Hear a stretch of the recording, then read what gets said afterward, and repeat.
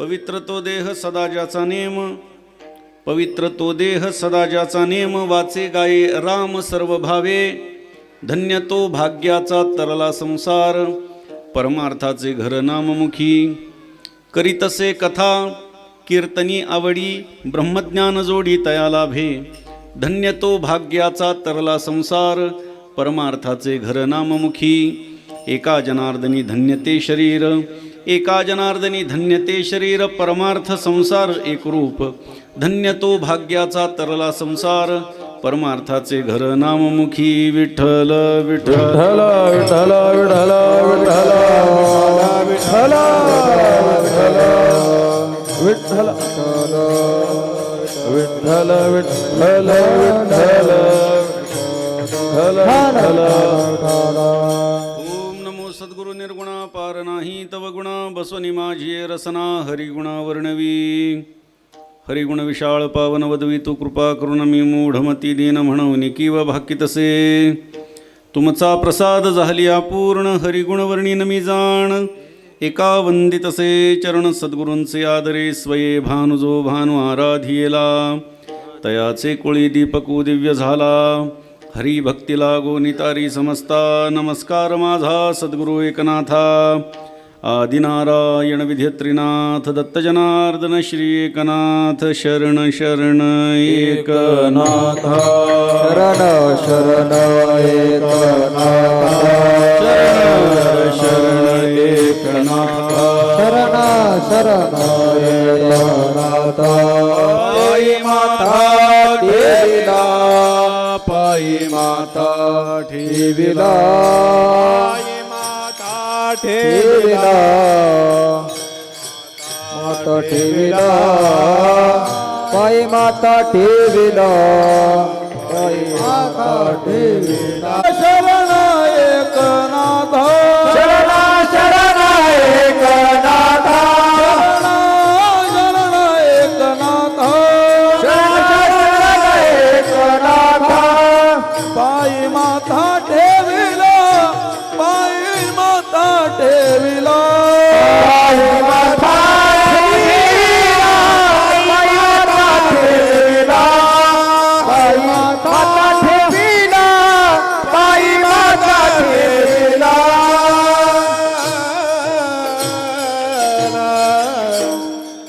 शांतीब्रह्म श्रीमंत श्री एकनाथ महाराजांचा अत्यंत महत्त्वाचा अभंग आज सेवेकरता निवडलेला आहे. साधू संतांचं जीवन कसं असतं याचं यथार्थ वर्णन या अभंगामध्ये एकनाथ महाराजांनी केलेलं आहे. खरं तर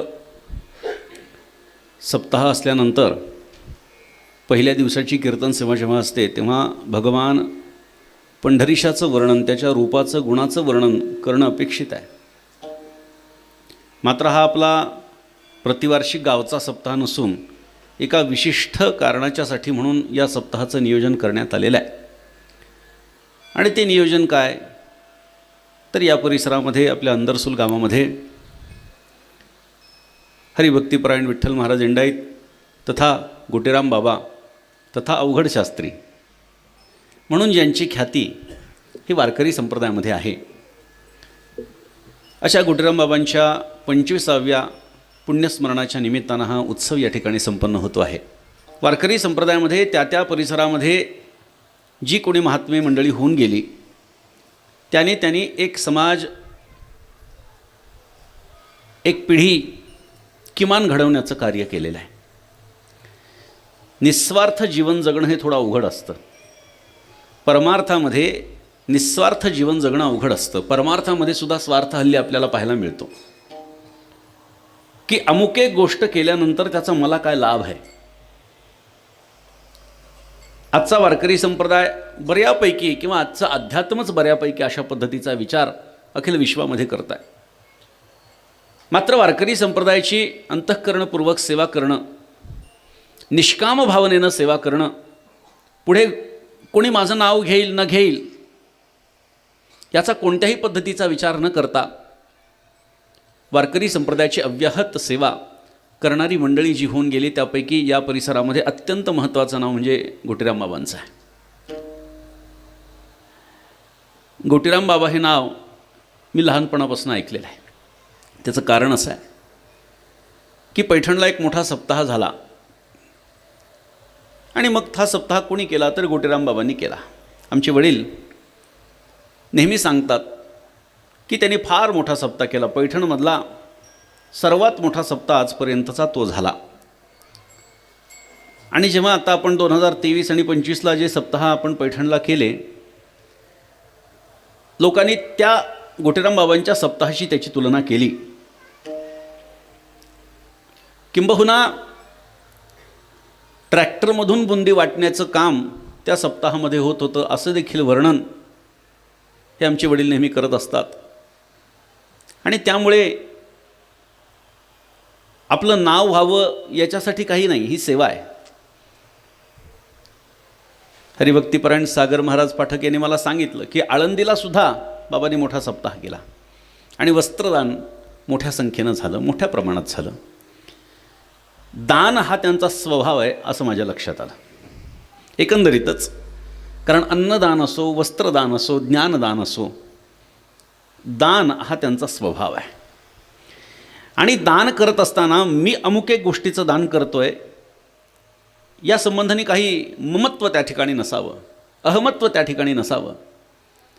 आणि या वृत्तीनं ह्या पद्धतीची सेवा परिसरातल्या, महाराष्ट्रातल्या भाविकांच्या संबंधानं घडली आणि त्या महात्म्याचं आज पुण्यस्मरण आहे. हा जो अभंगनाथ महाराजांचा आपण घेतला आहे, याच्यामध्ये अख्खं जीवनच त्या महात्म्याचं उतरलेलं दिसतं आहे. या अभंगातली एक एक गोष्ट ही गोटेराम बाबांच्या जीवनाशी तंतोतंत लागू होते असं मला पाहायला मिळतं आहे. आणि म्हणून विशेषत्वानं हा अभंग घेतलेला आहे. अभंग जरी कदाचित अनेक ठिकाणी एखादा घेतलेला असला तरी प्रत्येक ठिकाणी गेल्यानंतर त्याची भूमिका वेगवेगळी असू शकते. आणि त्या पद्धतीनं त्या अभंगाचा आशय सांगण्याचा प्रयत्न हा कीर्तनकारानं करायचा असतो. त्या पद्धतीनं यथामती याचं चिंतन आपल्याला करायचंच आहे. पण बाबांचा इथपर्यंतचा जो प्रवास आहे तो सहजासहजी नाही आहे. मोठ्या महात्म्यांचे आशीर्वाद त्यांना प्राप्त झालेले आहेत. या परिसरामध्ये अनेक महापुरुषांचा त्यांच्याशी संबंध होता. श्री नारायणगिरी महाराज असोत किंवा जनार्दन स्वामी मौनगिरी महाराज असो, त्यांचा काही ना काहीतरी संबंध त्यांच्याशी आलेला आहे. आपल्या जीवनामध्ये महापुरुषाचा सन्निधान प्राप्त होणं, त्याचा सहवास प्राप्त होणं यापेक्षा दुसरं सुख कुठलं नाही आहे. पण एक गोष्ट आपण लक्षात ठेवायला हवी की संतांच्याकडे जेव्हा आपण जातो तेव्हा तिथे काही नियम असतात. त्या नियमांचं पालन होणं अपेक्षित असतं. सर्वात महत्त्वाचा नियम म्हणजे संतांच्या जास्त जवळ जायचं नसतं. मी काय म्हणतो आपण लक्षात घ्या. संतांच्या जास्त जवळ जायचं नसतं, कारण आपली श्रद्धा कमी होण्याची शक्यता असते. का कमी होण्याची शक्यता? त्यांचं आचरण तसं नसतं का? नाही, ते जे आचरण करतात त्याच्या पाठीमागचा अर्थ आपल्याला कळत नसतो. आणि त्यामुळे महात्म्यांपासून काही अंतरावरती आपण असायला हवं. बरीचशा मंडळींना अशी दाखवायची सवय असते की अमुक एक महाराज माझ्या फार जवळचे आहेत, मी त्यांना नेहमी भेटतो, माझे नेहमी फोन होत असतात, तासनतास बोलतो. काही कारण नाही. मोठ्या माणसाशी फार कमी बोलायचं असतं. अर्थात संत महात्मे जे असतात तेच आपल्याला वेळ देत नसतात. खरा महात्मा तोच आहे की तो जास्त वेळ देत नसतो. संत महात्म्यांची संगती किती दुर्लभ आहे त्यात दुर्लभत्वाचं अनेक ठिकाणी वर्णन आलेलं आहे. श्रीमद भागवताच्या 11 स्कंधामध्ये यदु अवधूत संवाद आपल्याला पाहायला मिळतो.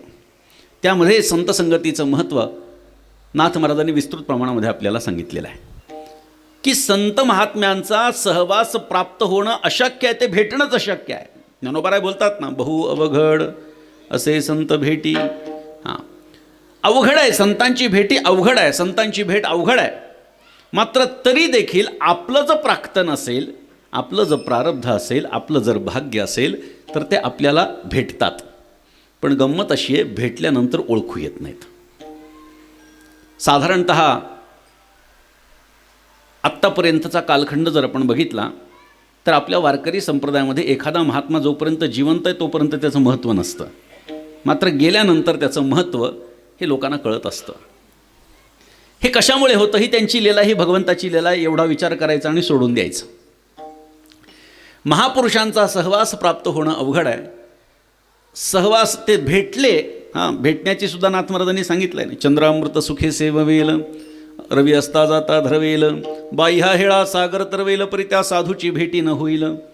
नाथ महाराज म्हणतात, चंद्राचं अमृत आपल्याला सुखानं प्राशन करता येईल, अस्ताला जाणारा रवी आपल्याला धरता येईल, या बाहुबळावरती आपल्याला समुद्रही तरवून जाता येईल.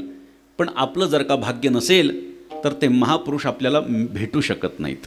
एवढी संतांची संगती अवघड सांगितलेली आहे. बरं, ते भेटल्यानंतर ओळखू येत नाहीत. त्याचं कारण असं आहे की संत कोण आहे याची व्याख्याच आपण चुकीची करतो आहे. ज्याचा बाह्यवेश संतांचा आहे त्याला आपण संत समजतो. कोणी केशरी वस्त्र घातले, लोकांना वाटतं हा महात्मा आहे, हा साधू आहे. वरी भगवा झाला नामे, अंतरी वश केला कामे, त्याला म्हणू नये साधू जगविटंबना बाधू. मुक्ताबाई महाराज सांगतात. ताटीच्या अभंगामध्ये मुक्ताबाई ज्ञानोबारायांना उपदेश करताना म्हणतात, भगवी वस्त्र धारण केली म्हणजे कोणीही साधू होऊ शकत नाही. वरी भगवा झाला नामे, अंतरी वश केला कामे. मात्र अंतःकरणामध्ये कामच त्याच्या भरलेला असतो. त्यामुळे प्रत्येक केशरी वस्त्र धारण करणारा हा साधू असतो. ही गोष्ट आपण मनातून काढून टाकली पाहिजे. एकनाथ महाराजांचे अभंग आपण वाचा, म्हणजे आपल्याला लक्षात येईल की बाह्यवेशधारी साधू म्हणून घेणाऱ्यांना नाथ महाराजांनी त्यांच्यावर कसे ताशेरे ओढलेले आहेत. एक ते फळाहारी निराहारी, एक ते नग्न ब्रह्मचारी, एक कडे कपाटी शिखरी गिरिकंदरी रिघाले, एक ते जटाळ गांठ्याळ, एक नखधारी ढिसाळ, एक महाहटी विशाळ, एक ते पिसाळ मत्तमुद्रा, एक ते तांबडे बोडके, एक ते केवळ सुडके, एक तीर्थाटणे रोडके, एक ते मुके मौननिष्ठ. मोठी यादी नाथ महाराजांनी दिली बाह्यवेशधारी साधूंची. इथे बाह्यवेशाला नाथ महाराजांनी नाकारलेला आहे. अर्थात बाह्यवेश कोणत्याही संप्रदायाचा काहीतरी ठराविक असतो. त्या व्यतिरिक्त जर का नट्टाफट्टा आपल्याला दिसू लागला तर लक्षात घ्यायचं काहीतरी गडबड आहे. मात्र सामान्य भाविक लोकांच्या बाह्यवेशावरती भुलतो.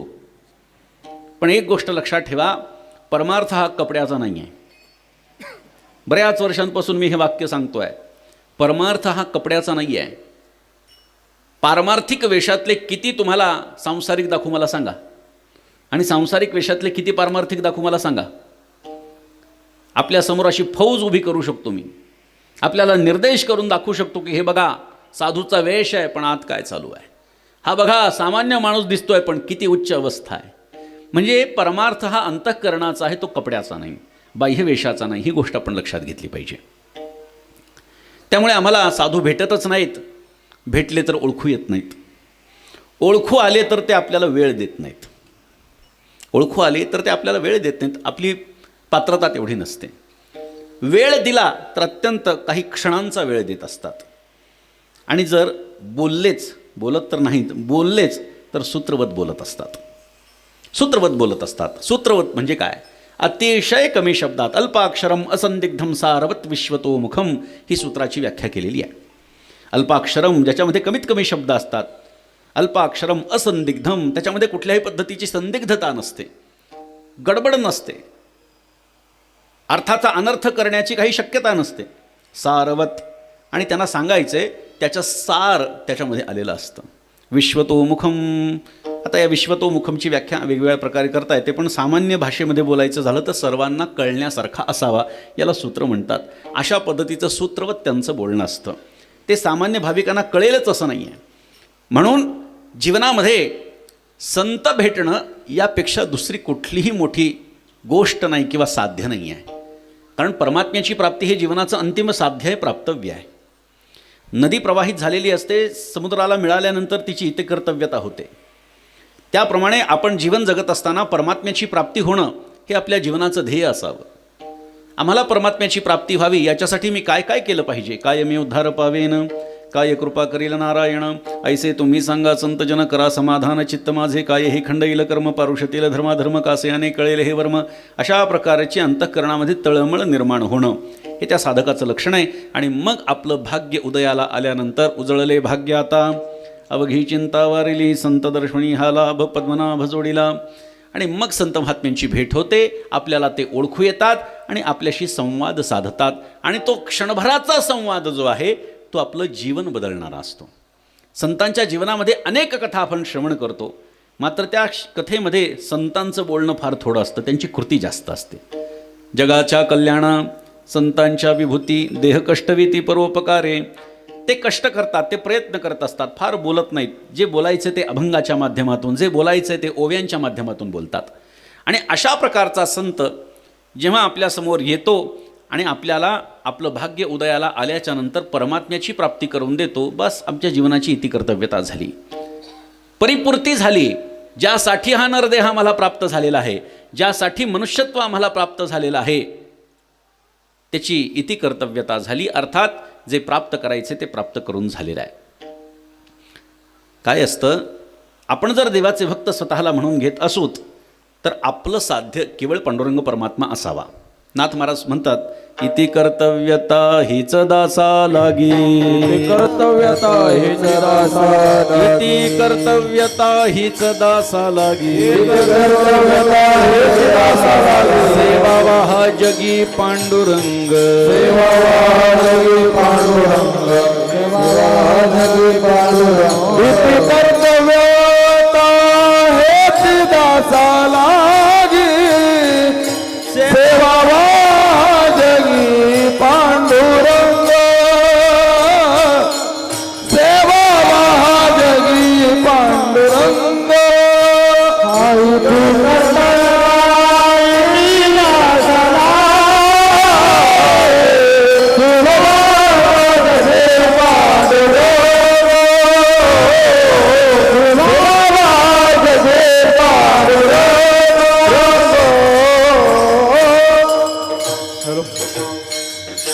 इति कर्तव्यता हीच दासा लागी. नाथ महाराज म्हणतात, सेवावा हा जगी पांडुरंग, पांडुरंगाची प्राप्ती, पांडुरंगाची सेवा हे आमच्या जीवनाचं ध्येय असावं आणि संतांचं जीवनाचं ध्येयच ते आहे. म्हणून संत महात्म्यांची भेट झाल्याच्या नंतर ते जेव्हा आपल्याशी बोलतात तो म्हणजे आपल्यावरती असणारा अनुग्रह आहे.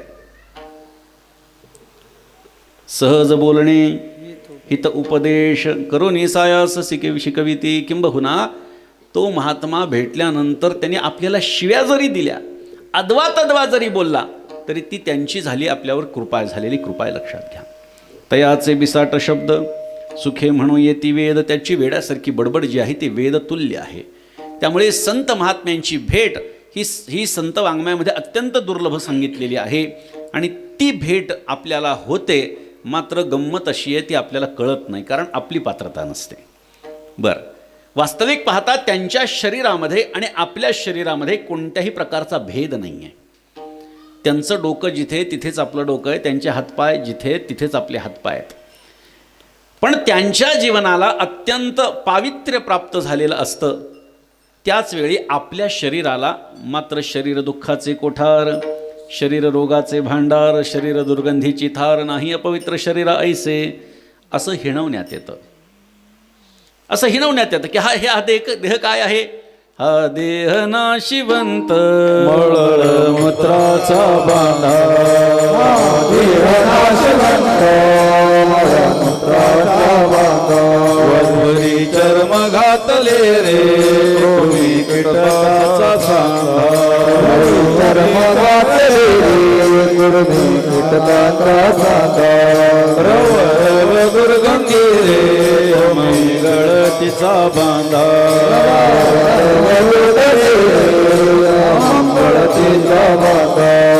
स्मरे त्या हरिहरा शरण जाई गोविंदा,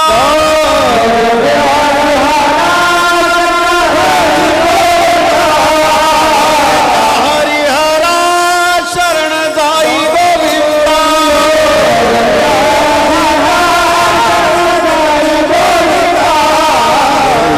मदालसा सोहम जो जो मदालसा सोहम जो जो रे बाळा,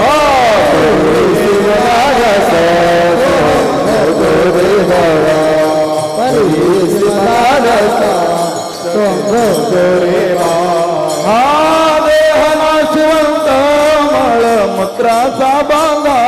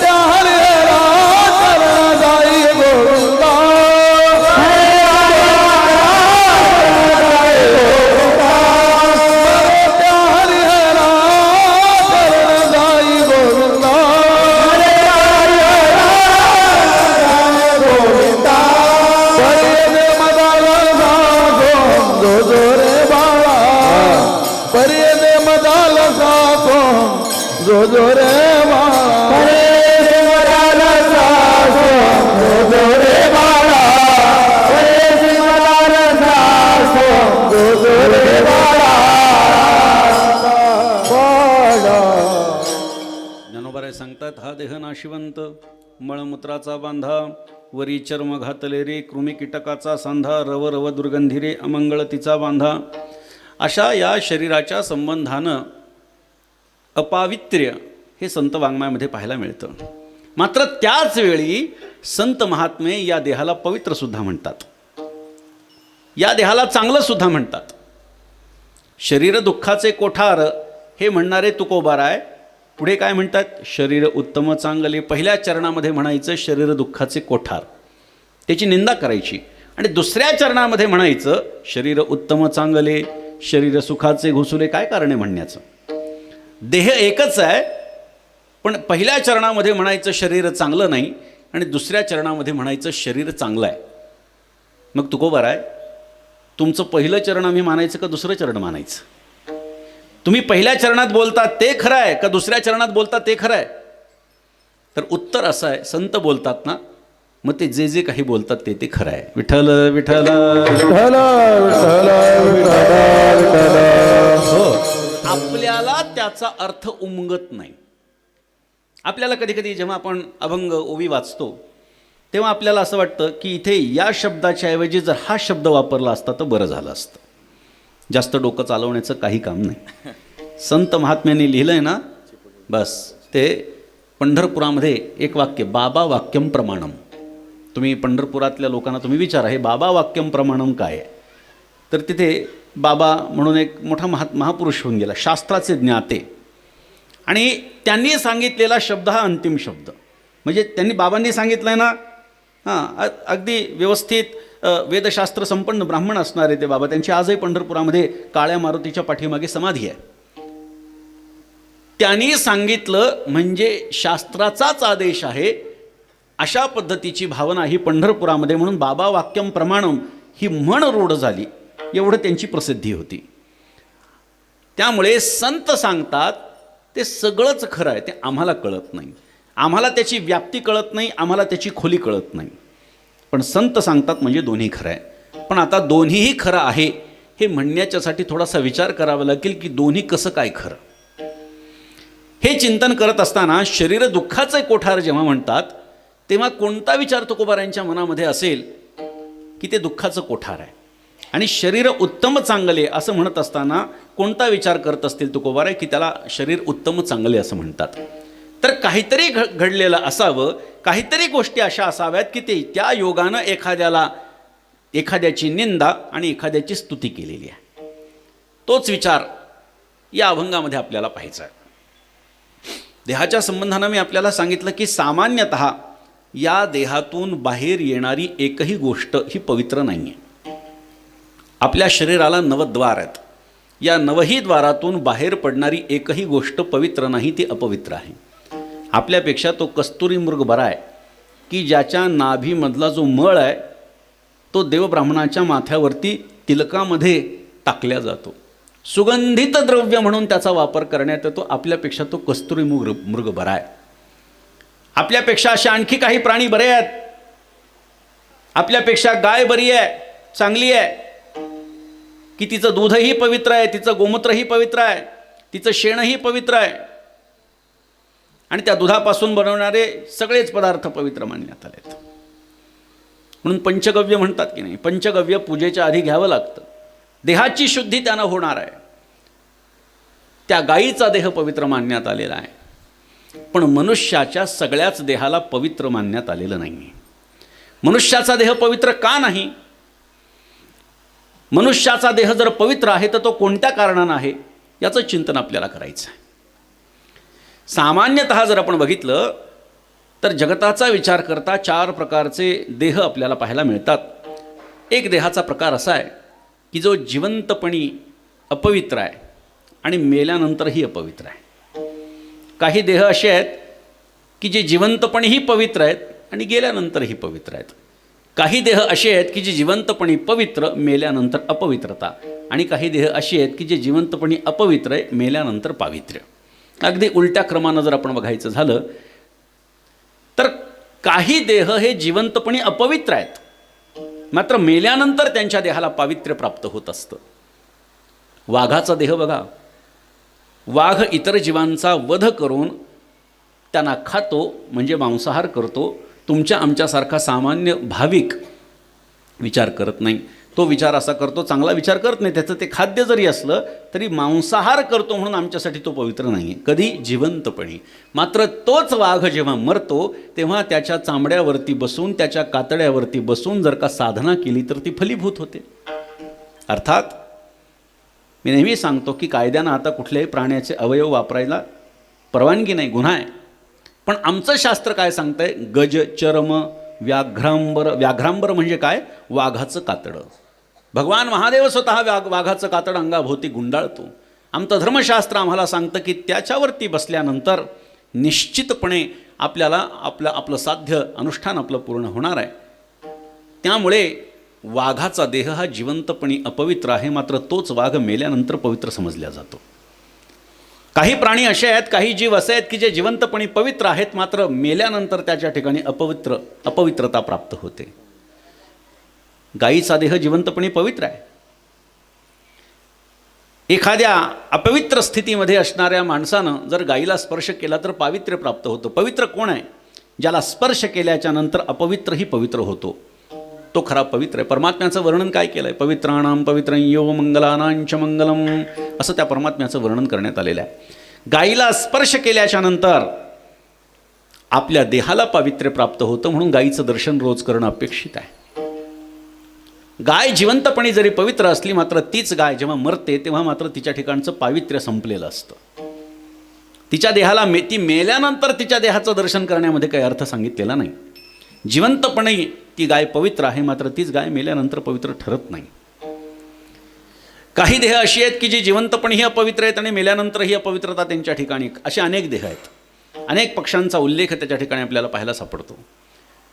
चिमणी अपवित्र समजल्या गेलेली आहे. मी शास्त्राच्या दृष्टीनं बोलतो आहे.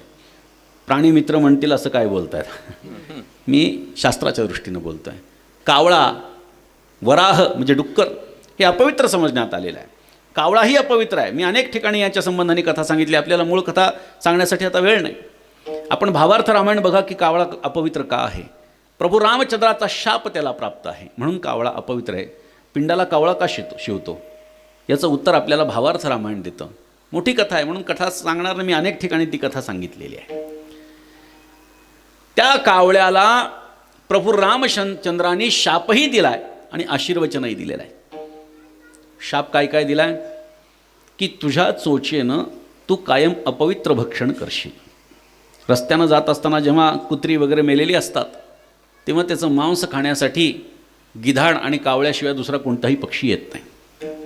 काय कारण आहे? कारण त्याच्या चोचीनं दुष्कर्म केलेलं आहे. कावळ्याच्या चोचीनं कावळ्यानं दुष्कर्म केलं आहे आणि म्हणून प्रभू रामचंद्रांनी त्यांना तो शाप दिलेला आहे. कावळ्याला एकच डोळा आहे म्हणून त्याला एकाक्ष म्हणतात. काही जण म्हणतील 2 डोळे आहेत, आम्हाला तर 2 डोळे दिसतात. तुमच्याकडे एखादा असा काही कावळा आहे का जो एक डोळा घेऊन आहे? नाही. त्याला बुबळं जरी 2 असतील ना तरी दिसतं एकाच डोळ्यानं. हे नाथ महाराज सांगतात. इदं न मम हे बोल माझे मतीचे नव्हे नव्हती गा साचे. नाथ महाराज म्हणतात, भावार्थ रामायणामध्ये कथा सांगतात आणि त्याच्यामध्ये सांगितलं आहे की त्याला बुबळं 2 जरी असतील तरी दृष्टी एक आहे. त्याला इकडं बघायचं असेल तर दृष्टी या डोळ्यात येते, त्याला इकडे बघायचं तर दृष्टी त्या डोळ्यात येते. दृष्टी एक आहे, बुबळं 2 आहेत. एकाच वेळी आपल्यासारखा सामान्य डोळे असणाऱ्या माणसांसारखा कावळा पाहू शकत नाही. परमात्म्यानं दिलेला शाप आहे. कारण त्यांच्या डोळ्यानं त्यांनी वाईट नजरेनं सीतामातेकडे बघितलेलं आहे. बरं, त्याला वरदान काय दिलं आहे? की तू मला शरण येऊन देखील मी तुझा डोळा फोडला, एक डोळा निकामी केला तर तुझ्या उर्वरित डोळ्याला मी दिव्य दृष्टी प्रदान करतो म्हणून पिंडाला कावळा शिवतो. इतरही पक्षी असतात तिथे, कबूतर असतात, चिमण्या असतात, अन्य पक्षी असतात, पण तिथे कावळा का येतो कधी विचार केला आहे का? प्रभू रामचंद्राचा शाप आहे. चोचीनं घाण खाण्याचा शाप दिला, मात्र पुन्हा विचार केला मला शरण आलाय तरी शाप दिला. मग सांगितलं पिंड प्राशन करण्याचा अधिकार फक्त तुला देईल. म्हणजे चोचीनं घाण खाण्याचा आणि त्याच वेळी चांगलं खाण्याचा, डोळ्यानं एकाच डोळ्यानं दिसण्याचा आणि राहिलेल्या डोळ्याला दिव्य दृष्टी प्रदान, हे प्रभू रामचंद्राचा शाप आणि वरदान आहे. शिवाय प्रभू रामचंद्रांनी त्या कावळ्याला असं एक वरदान दिलं आहे की त्याला नैसर्गिक मृत्यू नाही. लक्षात घ्या, कावळा हा असा ज्याला आपण मिस्टरियस म्हणतो इंग्रजीमध्ये, हां, अत्यंत गूढ असा पक्षी आहे कावळा, की त्याच्या संबंधानं अनेक अनेक कथा या आपल्याकडे आलेल्या आहेत. मात्र त्याच्या गूढतेच्या संबंधाने भावार्थ रामायणामध्ये नाथ महाराजांनी जेवढं वर्णन केलं तेवढं इतरत्र आपल्याला पाहायला सापडत नाही. या कावळ्याला नैसर्गिक मृत्यू नाही, म्हणजे कावळा कधीही म्हातारा होऊन मरत नाही. मरतो कधी? आपण पाहतो लाईटच्या खांबाला तो चिकटतो, मग मरतो. एखाद्याला धडक दिली म्हणून मरतो. पण जिवंत म्हणजे जीवन सरळतेनं जगत असताना म्हातारा होऊन कावळा कधीही मरत नाही. पण या कावळ्याला अपवित्र समजण्यात आलं आहे, कारण प्रभू रामचंद्राचा त्याला शाप आहे. तो जिवंतपणेही अपवित्र आहे आणि तोच कावळा मेल्यानंतरही अपवित्र आहे. मात्र ज्या देहाच्या संबंधाने आपल्याला चिंतन करायचं आहे तो देह जिवंतपणेही पवित्र आहे आणि गेल्यानंतरही पावित्र्य त्याच्या ठिकाणी असतं. असा देह कोणाचा आहे? तर असा देह संतांचा आहे. आणि अशा प्रकारचा देह हा संतांचा आहे.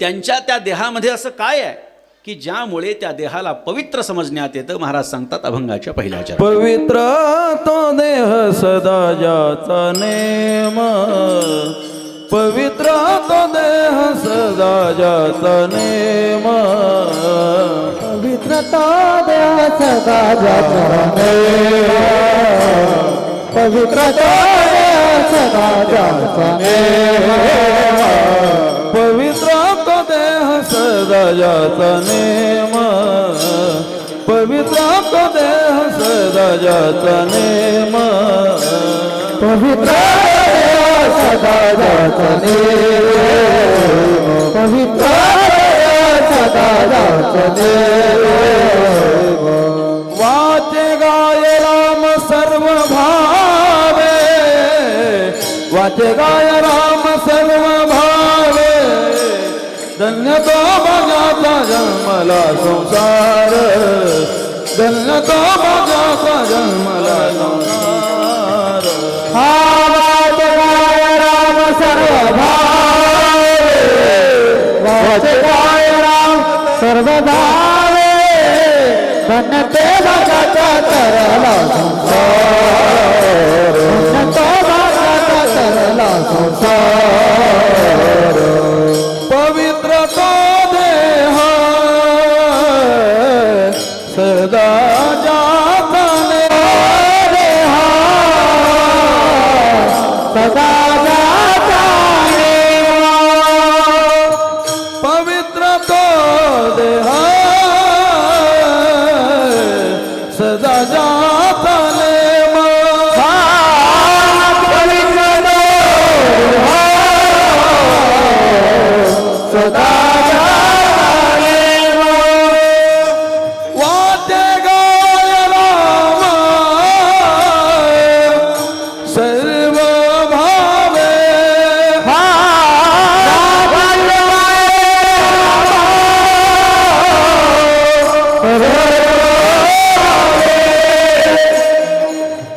वाचे गाय राम सर्व भावे,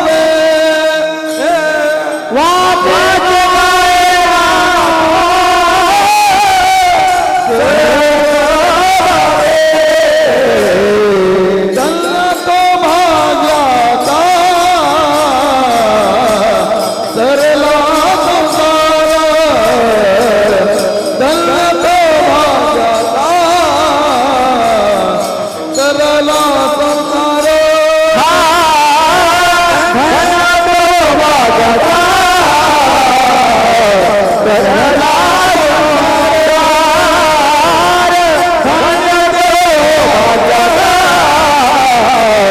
धन्य तो भाग्याचा तरला संसार. पवित्र तो देह सदा ज्याचा नेम, वाचे गाये राम सर्व भावे. ज्या देहाचा नित्यनेम प्रभू रामचंद्राच्या नामाचं नित्य गायन करणारा आहे तो देह पवित्र आहे असं नाथ महाराज सांगतात. देहाचं पावित्र्य केव्हा त्या देहाला प्राप्त होतं? मी आपल्याला सांगितलं की वरवर बघता सामान्य लोकांच्या देहामध्ये आणि संतांच्या देहामध्ये कोणत्याही पद्धतीचा भेद नाही. मग असं संतांच्याकडे काय आहे की ज्या योगे त्यांच्या देहाला पवित्र आणि आपल्या देहाला अपवित्र म्हणण्यात येतं?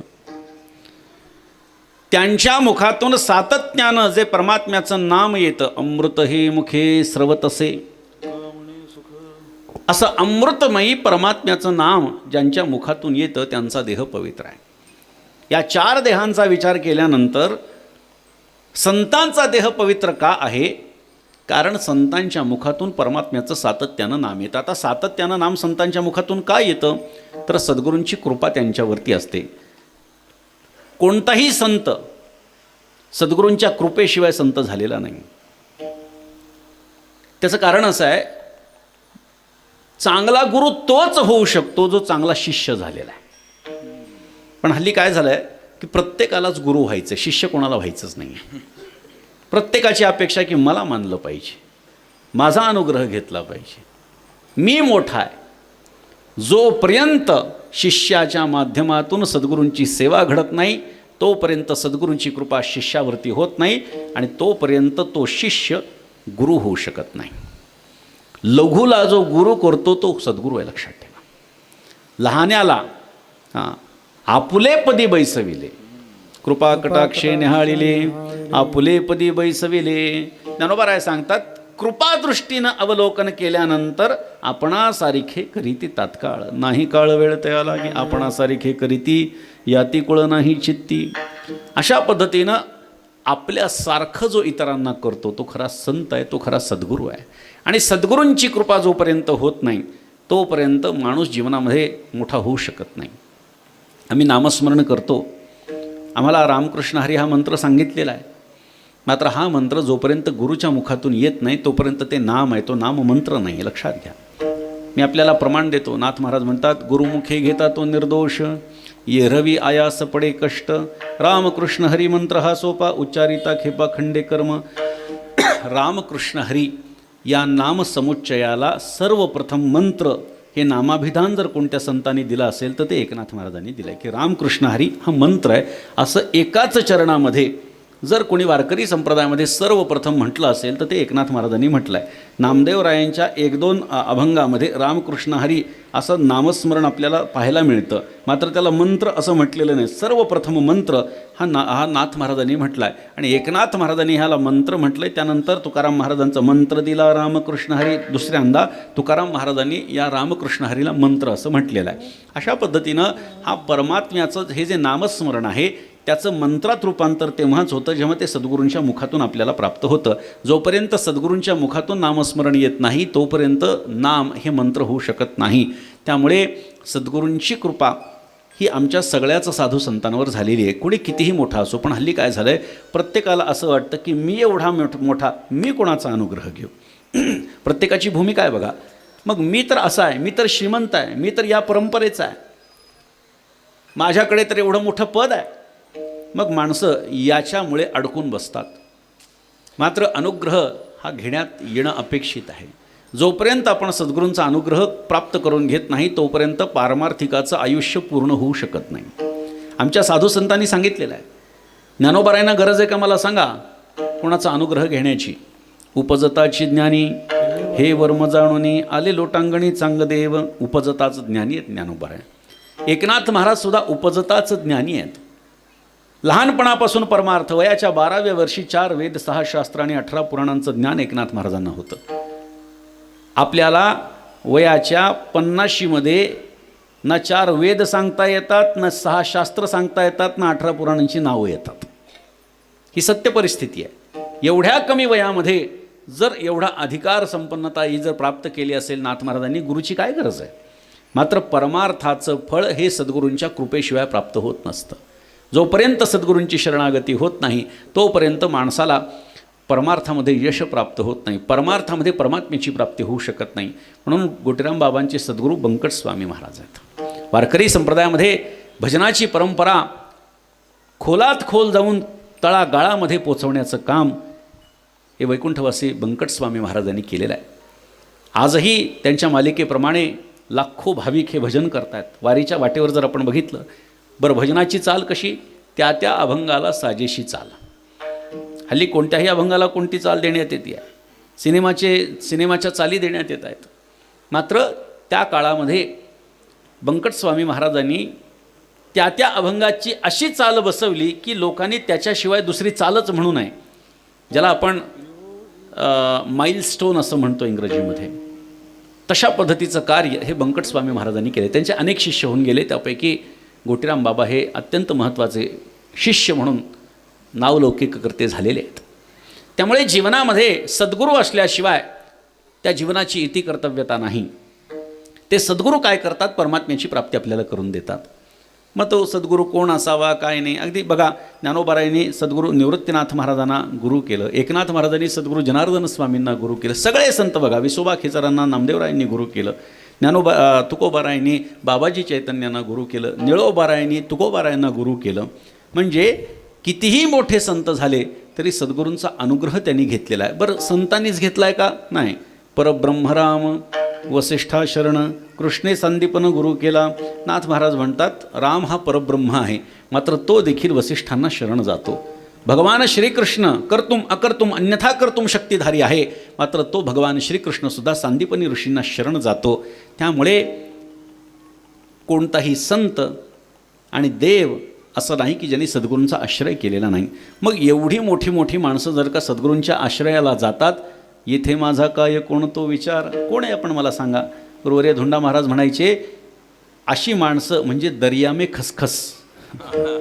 एखाद्या मोठ्या दरीमध्ये खसखशीचा दाणा पडल्यानंतर त्या खसखशीच्या दाण्याचा जेवढं त्या खोल दरीच्या संदर्भानं महत्त्व असतं तेवढं जगात आपलं महत्त्व आहे. पण विनाकारण एखादं पद छोटंसं मिळालं तर आपण आपल्याला मोठं समजायला लागतो, पैसा मिळाला तर मोठं समजायला लागतो. जमिनीवर राहणं आम्हाला संत महात्म्याने शिकवलेलं आहे. एकनाथ महाराज शांतीब्रह्म आहेत. एकनाथ महाराज सगळ्या संतांमध्ये श्रीमंत आहेत. आजही एकनाथ महाराजांच्या संपत्ती एवढी संपत्ती आपल्याला कुठे पाहायला मिळणार नाही. आजही एवढ्या मोठ्या जमिनी नाथ महाराजांच्या आमच्या संस्थांच्या आहेत, त्या इतर कुठल्याही संस्थांना आपल्याला इतक्या पाहायला मिळणार नाहीत. आजही नाथ महाराजांचे वाडे अस्तित्वात आहेत, एवढे वाडे आपल्याला कोणत्याही एका संतांचे पाहायला मिळणार नाहीत. एवढं ऐश्वर आहे, पण नाथ महाराजांनी कधी असं दाखवलं नाही की मी श्रीमंत आहे म्हणून. किंबहुना आमच्याकडे आहे ना तर खर्च केला पाहिजे. सद्गुरू जनार्दन स्वामी इसवी सन 1575 साली निजधामाला गेले. ही बातमी कळाल्यानंतर ऋण काढून नाथ महाराजांनी आपल्या सद्गुरूंचा उत्सव साजरा केला. पूर्वी आज जसे आपल्या घरामध्ये पैसे असतात तसे नसायचे. ऋण काढून नाथ महाराजांनी सण साजरा केला. काही जण म्हणतील श्रीमंत आहे तर ऋण काढण्याची गरज काय. पण गंमत लक्षात घ्या, आजही जी माणसं श्रीमंत झालेली आहेत त्यांनी ऋण काढलेले. आजही ज्यांच्याकडे आपण श्रीमंत म्हणून पाहतो त्यांच्यावरती कोट्यावधी रुपयाचं ऋण असतं. त्यामुळे श्रीमंत माणसं ऋण घेत नसतात, कर्ज घेत नसतात असं काही नाही. किंबहुना जे हल्ले आता जे कर्ज घेतात ते श्रीमंत होतात. कारण नंतर माफ होतं, नंतर पळून जाता येतं नाही का. असे बरेचसे गोष्टी आहेत. जाऊ द्या, नाथ महाराज एवढे श्रीमंत आहेत तरी देखील नाथ महाराजांनी कधी असं दाखवलं नाही की मी श्रीमंत आहे. त्यामुळे जमिनीवरती आपले पाय असणं गरजेचं आहे. आपण कुठेही कितीही मोठे झालो तरी एक स्थान असं असावं की ज्याच्यासमोर आपण झुकलं पाहिजे. एक स्थान असं असावं की ज्यांचा प्रत्येक शब्द आपण मानला पाहिजे, आणि ते स्थान म्हणजे सद्गुरूंचं स्थान आहे. त्यामुळे जीवनामध्ये सद्गुरूशिवाय गती नाही, सद्गुरूंच्या शिवाय मोक्ष नाही. आणि म्हणून गोटीराम बाबांनी वैकुंठवासी बंकट स्वामी महाराजांना गुरु केलेला आहे. पवित्र देह कोणता आहे? जो प्रभू रामचंद्राचं नाम घेतो. इथे गुरु कसं काय मध्ये आले तर नाम गुरूंच्या माध्यमातून मिळतं म्हणून गुरुचा विषय आला. जे संत महात्मे नाम घेत असतात ते नाम कोणाकडून येतं तर सद्गुरूंच्याकडून येतं. सद्गुरू जेव्हा मंत्र आपल्या कानामध्ये देतात तेव्हा तो षटकर्णी नसावा असं शास्त्र आहे. 6 कानांनी तो ऐकलेला नसावा, केवळ 4 कानांनी तो ऐकलेला असावा. बोलणाऱ्याचे 2 कान आणि ऐकणाऱ्याचे 2 कान, या 4 व्यतिरिक्त 5व्या कानानं म्हणजे काय 3ऱ्या व्यक्तीनं ऐकायला नको असा जो मंत्र आहे तोच खरा फलीभूत होत असतो. त्यामुळे गुरुमंत्र जरी शिष्याना एकसारखा सद्गुरूंनी दिला तरी कोणत्याही शिष्याने मला हा मंत्र दिला तुला कोणता मंत्र दिला चर्चा करायचं काही कारण नाही. काय सांगितलेलं आहे? सद्गुरूंनी जो मंत्र दिला तो मंत्र जसाच्या तसा म्हणायचा. जर मंत्र विसरला तर सद्गुरूंना विचारायचा, दुसऱ्या कोणाला विचारायचा नाही. कारण सद्गुरूंच्या शिवाय तो मंत्र कोणालाही सांगायचा नसतो, कोणालाही विचारायचा नसतो आणि कोणाकडून ऐकायचा नसतो. म्हणून प्रभू रामचंद्राचं नाम घेणारा जो देह आहे तो पवित्र आहे. म्हणून नाथ महाराजांनी सांगितलं आहे पवित्र तो देह. तुकाराम महाराजांचा असाच एक अभंग आहे, पवित्र तो देह वाणी पुण्यवंत जो वदे अच्युत सर्व काळ तयाच्या चिंतने तरतील दोषी जळतील राशी पातकांच्या. तुकाराम महाराजांनी अशाच पद्धतीचा अभंग रचलेला आहे. काय सांगितलं? पवित्र तो देह वाणी पुण्यवंत, त्याची वाणी देखील पुण्यवंत आहे. कोणाची जो वदे अच्युत सर्व काळ. आता इथे अच्युत नाम आहे, एकनाथ महाराजांनी राम नाम सांगितलेलं आहे. परमात्म्याचं नाम घेणारा देह जो आहे तो पवित्र आहे, हे सार आपण या दोन्ही अभंगांचं घेणं गरजेचं आहे. त्यामुळे या ठिकाणी एकनाथ महाराजांनी सांगितलं सातत्यानं नाम घ्यावं. नाम घ्यावं म्हणजे आता सप्ताह आहे म्हणून देवाचं नाव घ्यायचं नाही. सप्ताहामध्ये कीर्तन ऐकलं म्हणजे आता वर्षभर संसार करायला मोकळे, अजिबात नाही. नेहमी सांगतो की सप्ताह म्हणजे काय आहे तर हे ट्रेनिंग सेंटर आहे. इथून शिकून जायचं की पारायण कसं करायचं, कीर्तन श्रवण कसं करायचं, हे इथून शिकून जायचं आणि उर्वरित आयुष्यामध्ये त्या पद्धतीनं आपलं आचरण असलं पाहिजे. अशा पद्धतीचं आचरण करणारा हा पारमार्थिक समजला जातो. मात्र हे करत असताना सद्गुरूंची कृपा ही अत्यंत अपेक्षित आहे. आपलं जर का भाग्य असेल तर सद्गुरू आपल्याकडे येतात आणि भाग्य जर नसेल तर आपल्याला सद्गुरूंच्या शोधामध्ये जावं लागतं. हा देखील एक सद्गुरूंच्या संबंधाने एक मोठा विषय आहे. जाऊ द्या, सद्गुरू हा विषय आपला नाही आहे, पण चालता चालता हा विषय आला म्हणून मी त्याच्यावरती बोललो. इथे नाथ महाराजांनी सांगितलं आहे वाचे गाये राम सर्व भावे. पण अंतःकरणपूर्वक आपण मला सांगा, सत्सद विवेक बुद्धीला स्मरण करून आपण मला सांगा की आपल्या मुखानं सातत्यानं भगवंताचं नाम येतं का? नाही, अजिबात येत नाही. मग काय येतं? निंदा नालस्ती येते, कोणाची तरी स्तुती येते. संत महात्म्याने सांगितलं आहे माझी स्तुती करू नका, कारण का होईल या वचनी अभिमान. तुकाराम महाराज म्हणतात माझी स्तुती हे संतजनानं तुम्ही करू नका, मी अमुक आहे, मी तमुक आहे, वैराग्यवान आहे, अजिबात करू नका, यानं मला अभिमान होईल. म्हणून स्तुती कोणाची करायची नाही. संतांची स्तुती सामान्य लोकांनी करावी. तुकाराम महाराजांनी काय सांगितलं आहे? कोणाला सांगितलं आहे स्तुती करू नका? संतांना सांगितलं आहे. लक्षात घ्या.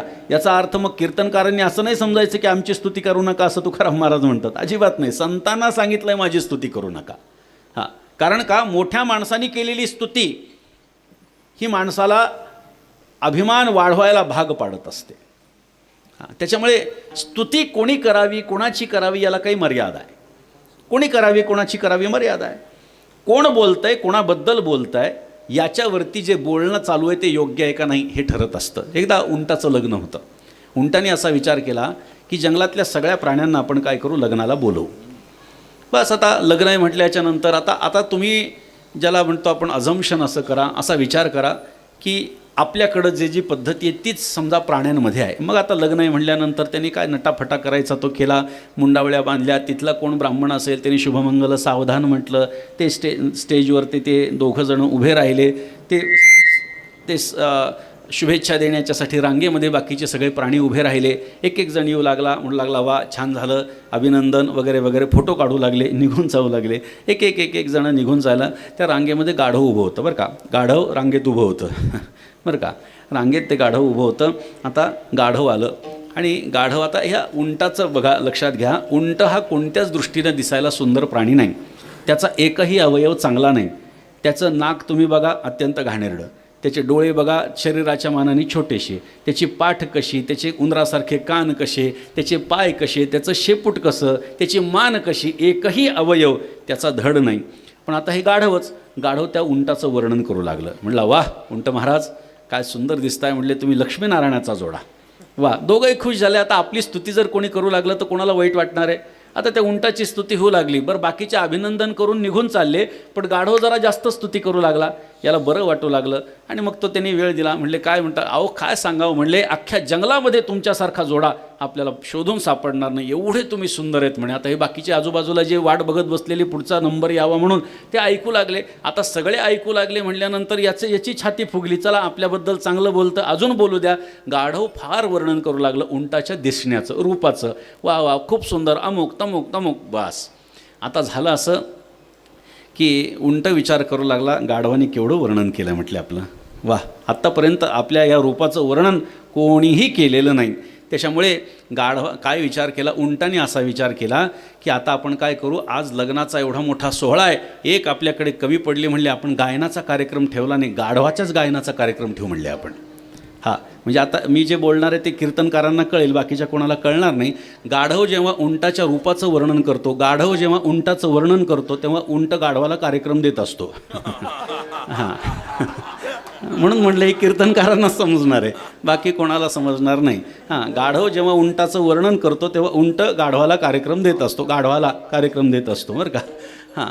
आता गाढवाचं गाणं सुरू झालं. गाढवाचं गाणं सुरू झाल्यानंतर गाढवामध्ये गाढवाकडे किती स्वर आहे? माहिती आहे का तुम्हाला सागर महाराज गाढवाच्या गायनात किती स्वर आहे ते माहिती आहे का? मला माहिती आहे 2च स्वर आहेत, हा आणि ऊ. हा ऊ त्याचं सुरू झालं. आता ते हा ऊ सुरू झालं. आता ते कोणाला ऐकायला चांगलं वाटेना, सगळ्यांनी कान झाकून घेतले. पण उलट विचार करू लागला, अरे आपण दिसायला चांगले नसताना जर गाढव आपल्या रूपाचं एवढं वर्णन करतो तर त्याच्या गाण्याचं आपल्याला वर्णन करावं लागेल की नाही? वा वा म्हणले गाढव महाराज, काय तान मारली, काय स्वरामध्ये तुम्ही गायन करताय, वा वा वा, काय हरकत आहे, काय मुरकी आहे, वा फार छान. आता उंट दिसायला चांगला नाही, गाढव त्याच्या रूपाचं वर्णन करतो. गाढवाचं गाणं चांगलं नाही, आवाज चांगला नाही, उंट त्याच्या आवाजाचं वर्णन करतो. उष्ट्राणाम विवाहेषु गीतम गायंती गर्धभाहा परस्परम प्रशंसंतम अहो रूपम अहो ध्वनिही. एकमेकांचं ते वर्णन करतात, त्या वर्णनाला काहीही उपयोग नाही. म्हणून वर्णन कोण करतंय आणि वर्णन कोणाचं होतंय याच्यावरती वर्णन योग्य चालू आहे की नाही हे ठरत असतं. विठ्ठल विठ्ठल विठ्ठल विठ्ठल विठ्ठल. एकनाथ महाराज सांगतायत, वाचे गाये राम सर्व भावे. त्या संतांच्या जीवनाचं वर्णन एकनाथ महाराज करतायत. संत काय असतात याचं ज्ञान एकनाथ महाराजांना आहे. कारण संत ओळखण्यासाठी संत व्हावं लागतं. कोणालाही संत ओळखता येत नाहीत. तुका म्हणे अंगे व्हावे ते आपण, तरीच महिमा न येईल कळो. आधी आपण तसं व्हावं लागतं तर आपल्याला ओळखू येत असतं. माझी जातीचे मज भेटू कोणी. बघा, समानशीले व्यसनेषु सख्यम अशी आपल्याकडे एक संस्कृतमध्ये म्हण आहे. ती काय आहे की समविचारी माणसं कायम एकत्र येत असतात. मग ते विचार वाईट असो किंवा चांगले असो, समविचार झाला की ते दोघं एकत्र येत असतात. ही गोष्ट आपण लक्षात ठेवा. आता इथे नाथ महाराज वर्णन करतात की वाचेनं प्रभू रामचंद्राच्या नामाचं गायन सातत्यानं ज्याच्या मुखातून होतं त्याचा देह पवित्र आहे. म्हणून अपवित्र असणाऱ्या आपल्या देहाला जर पावित्र्य निर्माण करून घ्यायचं असेल, त्याला पवित्र बनवायचं असेल तर आपल्या मुखातूनही भगवन् नामस्मरण आलं पाहिजे. परमात्म्याचं नामस्मरण कशासाठी आहे? नामनोस्ती यावती शक्ती पाप निर्हरणे हरे हे न तावत कर्तुम शक्नोती पातकं पातकी जनाहा. पापी लोकांनी आयुष्यभर जेवढं पाप केलं नसेल तेवढं पाप घालवण्याची ताकद भगवंताच्या एका नामामध्ये आहे. आणि म्हणून भगवंताचं नामस्मरण केलं पाहिजे. नाम कोणाचंही असू द्या, कृष्ण विष्णू हरी गोविंद या नामाचे निखिल प्रबंध माझी आत्मचर्चा विशद उदंडगाती रामकृष्ण गोविंद हरी नारायण निशिदिनी भजन करारे.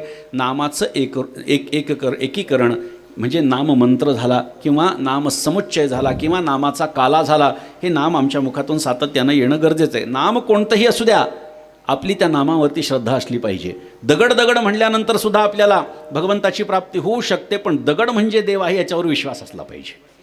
दगड म्हणजे देव आहे याच्यावर जेव्हा आपला विश्वास बसतो तेव्हाच दगड म्हटल्यानंतर आपल्याला भगवंताची प्राप्ती होऊ शकते. मात्र उपाधी पूज्यता आपल्याकडे नसल्याने आम्हाला दगडामध्ये देव दिसत नाही.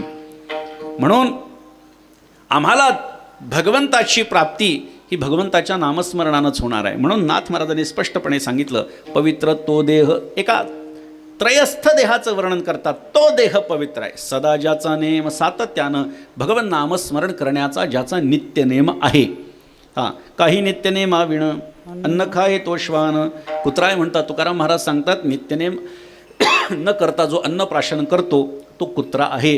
त्यामुळे सातत्यानं आमच्या जीवनामध्ये काय केलं पाहिजे तर भगवंताचं नित्यनेमानं नामस्मरण घडलं पाहिजे. सद्गुरूंनी दिलेला मंत्र किमान 1 माळ तरी आपण जपला पाहिजे. 108 वेळा तरी त्याचं नामस्मरण आपल्या मुखातून झालं पाहिजे. पण तसं जर होत नसेल आणि तसं न करता जर आपल्याला मृत्यू आला तर आपला परमार्थ सफल नाही झाला असं आपण समजून घेतलं पाहिजे. म्हणून अनेक मोठी माणसं बघा तुम्ही, अगदी ज्यावेळी त्यांना कळतं तेव्हा वयाचा विचार न करता सद्गुरूंच्या शरणागतीमध्ये जातात आणि सद्गुरू त्यांच्यावरती कृपा करत असतात.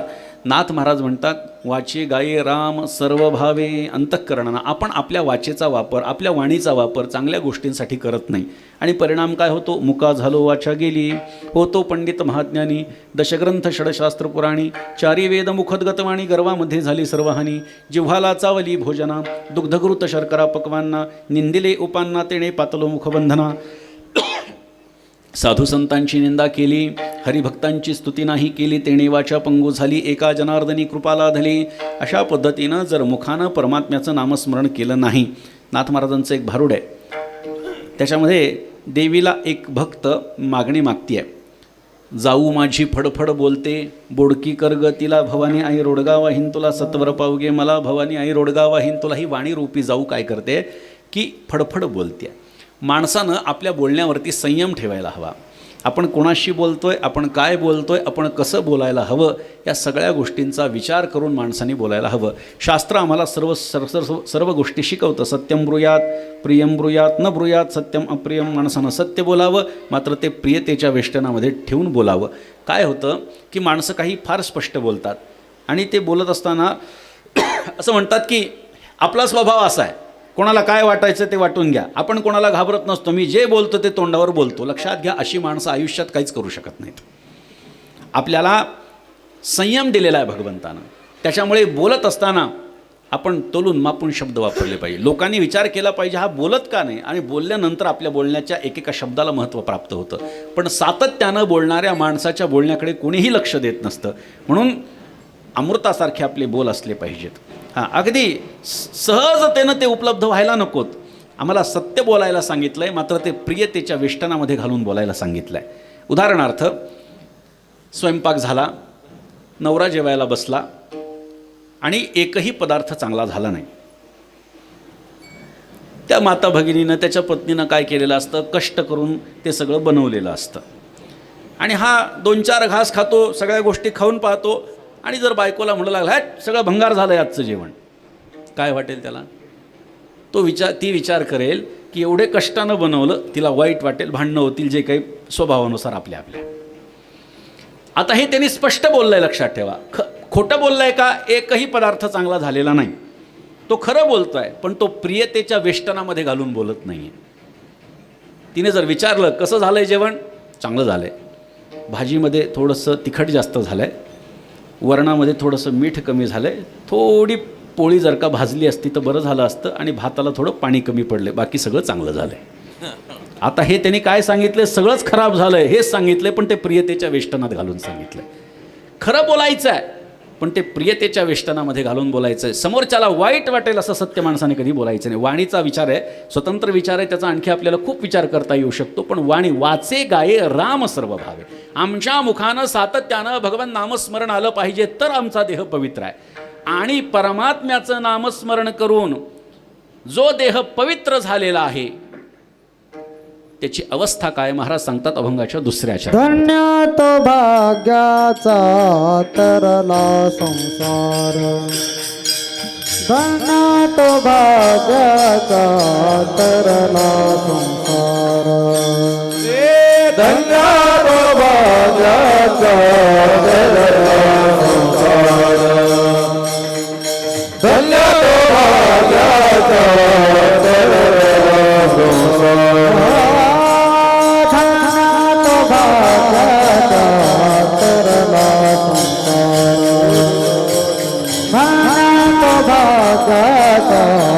तरला संसार, धन्य तो भाग्याचा तरला संसार,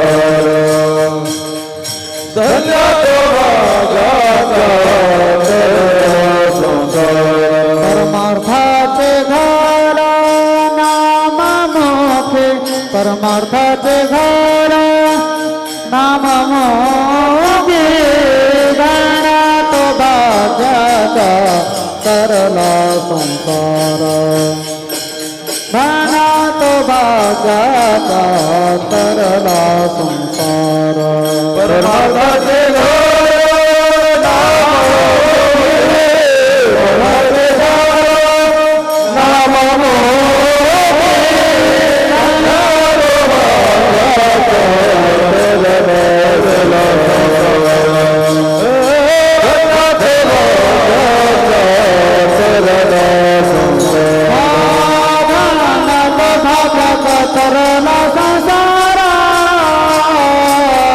परमार्थाचे घर नाममुखी, परमार्थाचे घर नाममुखी,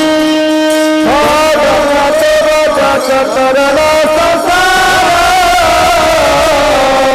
परमार्थाचे घर नाममुखी, परमार्थाचे घर नाममुखी,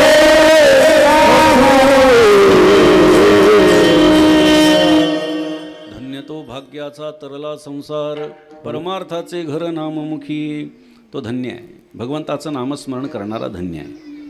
भगवंताचं नामस्मरण करणारा भाग्याचा आहे. कारण मुखामध्ये परमात्म्याचं नामस्मरण यावं याच्यासाठी सुद्धा भाग्य असावं लागतं. हां, भागवतामध्ये नाथ महाराजांनी वर्णन केलं आहे.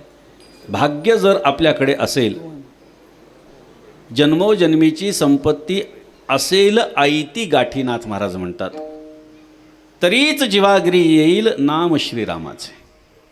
भगवंताचं नामस्मरण आपल्याकडे पुण्य असेल तरच आपल्या मुखातून येणार आहे, होणार आहे. म्हणून तो कोण आहे? धन्य आहे. इथे धन्यतेची अवस्था सांगितलेली आहे. तर धन्यतेची अवस्था संत वाङ्मयामध्ये अनेक कारणानं सांगितलेली आहे. संत महात्मे भेटले, धन्य जिदिन संत दर्शनाचा, अनंत जन्मीचा क्षीण गेला. भाग्याचं सुद्धा असाच विचार आहे. भाग्याचा उदय ते हे जोडी संत पाय, संत भेटले म्हणजे भाग्य. मुखातून नाम आलं म्हणजे भाग्य, म्हणजे धन्यतेची अवस्था. धन्य जगी तोची एक, हरिरंगिनाचे रामकृष्ण वासुदेव सदा स्मरेवाचे. मुखानं परमात्म्याचं नामस्मरण येणं हे भाग्याचं लक्षण आहे. नाथ महाराज म्हणतात तो धन्य आहे, तो भाग्याचा आहे. का? कारण तो संसार तरलेला आहे.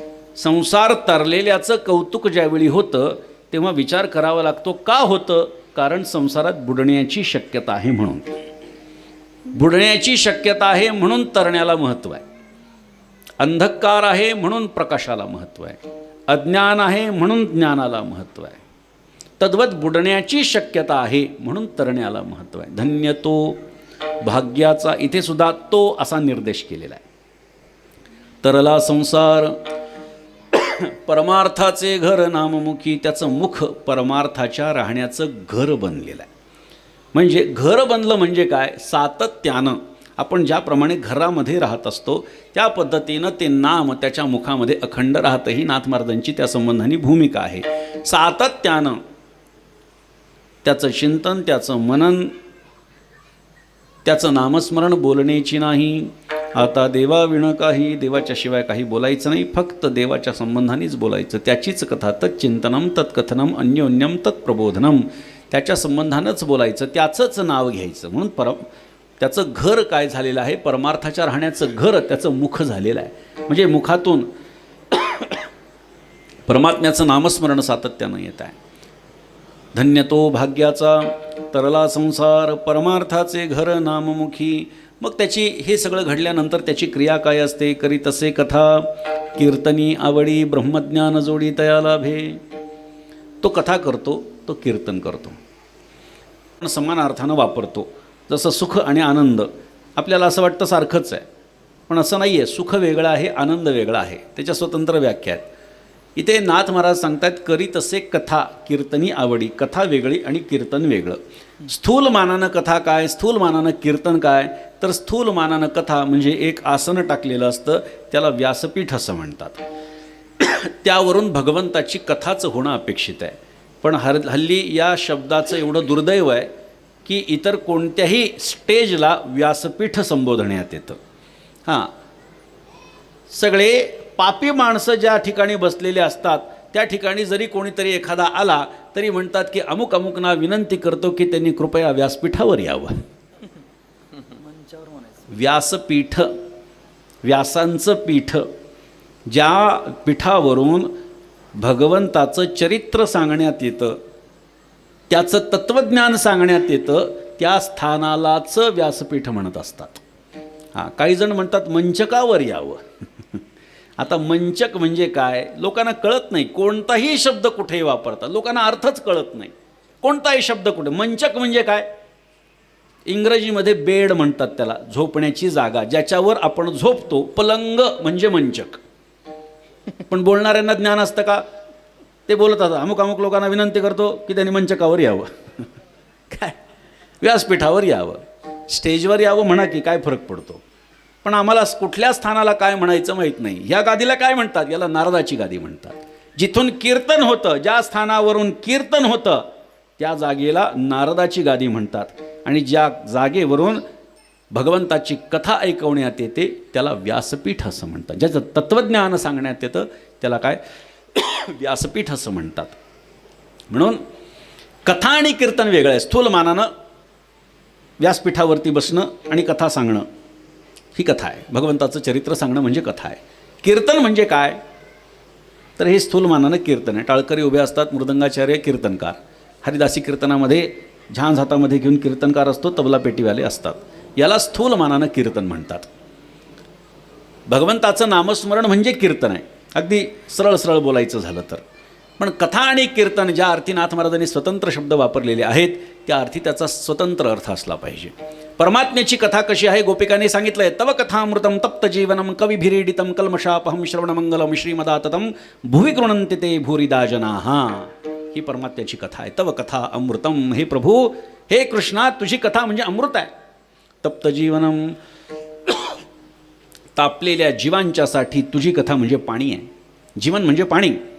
कविभिरीडितम, मोठमोठ्या कवींनी वर्णन केलेली अशी तुझी कथा आहे. कल्मषापहम, पापांपासून सोडवणारी अशी तुझी कथा आहे. श्रवणमंगलम, कानांना पवित्र करणारी अशी तुझी कथा आहे. आणि पृथ्वी तलावरती तुझं नामस्मरण करत जे इतस्ततः परिभ्रमण करीत असतात त्यांच्यासाठी तुझी कथा म्हणजे पाणपोई आहे. त्यांना जेव्हा तहान लागते तुझ्या कथेत येतात आणि तृप्ततेची अनुभूती प्राप्त करून घेत असतात. याला परमात्म्याची कथा म्हणायचं. कीर्तनाचं स्वरूप काय आहे? एकनाथ महाराजांनी आम्हाला हे कीर्तन कसं असावं हे सांगितलं. सगुणचरित्रे परमपवित्रे सादर वर्णावी, सज्जन वृंदे मनोभावे आधी वंदावी, संत संगे अंतरंगे नाम बोलावे, कीर्तनरंगे देवासन्निध सुखे डोलावे, भक्ती ज्ञानाविरहित इतरा गोष्टी न कराव्या, प्रेम भरे वैराग्याच्या युक्ती विवराव्या, जेणेकरून अंतरी मूर्ती ठसावी, श्रीहरीची ऐसी कीर्तन मर्यादा आहे संतांच्या घरची. अशी संतांच्या घरची कीर्तन मर्यादा सांगितली नाथ महाराजांनी. भक्ती आणि ज्ञानाच्या व्यतिरिक्त इतर कथा करायच्या नाहीत. जास्त बडबड करत बसायचं नाही, विना वायफळ बोलत बसायचं नाही विनाकारण. याला कीर्तन म्हणतात. जेणेकरून अंतरी मूर्ती ठसावी श्रीहरीची, श्रीहरी अंतःकरणामध्ये ठसावा.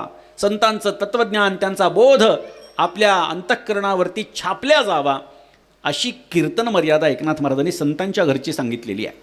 म्हणून याला कीर्तन म्हणायचं, त्याला कथा म्हणायचं. करी तसे कथा कीर्तनी आवडी, ब्रह्मज्ञान जोडी तया लाभे, त्याला ब्रह्मज्ञानाची प्राप्ती होते. धन्य तो भाग्याचा तरला संसार, परमार्थाचे घर नाममुखी एका जनार्दनी, धन्य ते शरीर. पुन्हा आता निर्देश करतात त्या शरीराचा. कोणतं शरीर? की ज्यानं मुखानं परमात्म्याचं नामस्मरण केले आहे आणि जो पवित्र देह झालेला आहे, एका जनार्दनी धन्य ते शरीर. परमात्म्याचं नामस्मरण करून करून ज्यांना धन्यता आणि भाग्य प्राप्त झालेलं आहे, एका जनार्दनी धन्य ते शरीर. कथा ज्यांना, जो कथा करतो आणि ज्याला कीर्तनामध्ये आवड आहे, एका जनार्दनी धन्य ते शरीर. परमार्थ संसार एकरूप, त्याचा परमार्थ आणि संसार एकरूप झालेला आहे. म्हणजे प्रपंचातली कोणतीही क्रिया ही परमार्थ आहे. आमच्या साधू संतांनी सांगितलं आहे, गृहाश्रमोन संडिता, कर्मरेखानुलांडिता, निज व्यापारी वर्तता, बोधो सर्वथा न मिळे. परमार्थ करायचा म्हणजे गृहस्थाश्रमाच्या त्यागाची गरज नाही. ऐका, हे कोणाचे वाक्य आहेत? हे नाथ महाराजांचे वाक्य आहेत. नाथ महाराज आपल्या सद्गुरू जनार्दन स्वामींचं वर्णन करताना म्हणतायत, गृहाश्रमो न संडिता, कर्मरेखानुलांडिता. तुम्हाला जे कर्म सांगितलेलं आहे, नेमून दिलेलं आहे, ते कर्म आपण केलं पाहिजे. बाहेर जाऊन पैसा कमवायचा आणि घरच्यांचं पालन पोषण करायचं. पुरुषांना जर का ही कर्मरेषा सांगितली त्यांनी ती केली पाहिजे. माता भगिनींना जर का परंपरागत जर आलेलं आहे की घरातली सगळी व्यवस्था बघायची आहे, ते कर्म त्यांनी केलं पाहिजे. कर्मरेखा नोलांडिता, निज व्यापारी वर्तता. जे कुठलं कर्म आपण करत असू ते कर्म करत असताना सुद्धा अंतःकरण मलिन होऊ शकत नाही, अंतःकरणाचा बोध मलिन होऊ शकत नाही. प्रपंच खणुनी सांडावा, मग परमार्थू मांडावा, हा संदेही न लगे करावा, प्रपंचूची आघवा परमार्थ होय. नाथ महाराजांनी सांगितलं, प्रपंच करत असताना परमार्थाच्या त्यागाची गरज नाही, परमार्थ करत असताना प्रपंचाच्या त्यागाची गरज नाही. अंतःकरणाची वृत्ती जर का परमतत्वावरती स्थिर असेल तर प्रपंचातली प्रत्येक क्रिया हा परमार्थ होतो. विठोबा रखुमाई रखुमाई जय जय विठोबा रखुमाई रखुमाई